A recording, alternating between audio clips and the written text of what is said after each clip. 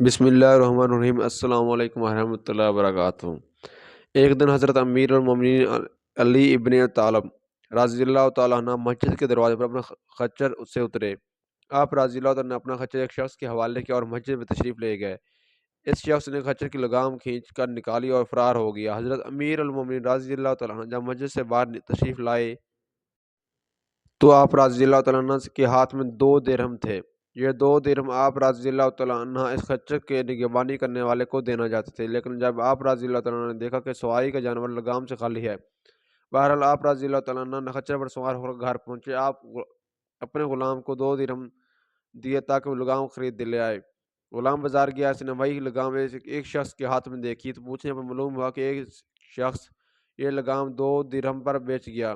غلام یہ بات جب حضرت رضی اللہ تعالیٰ عنہ کو بتائی تو آپ رضی اللہ تعالیٰ عنہ نے فرمایا، بندہ خود صبر نہ کرنے اور عجلت سے کام لینے کی وجہ سے رزق کے حلال کو اپنے اوپر حرام کر لیتا ہے، حالانکہ جو کچھ بھی اس کی قسمت میں لکھا ہوتا ہے اس سے زیادہ اسے ملتا ہے نہیں۔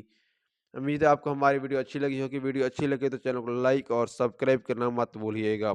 اللہ حافظ۔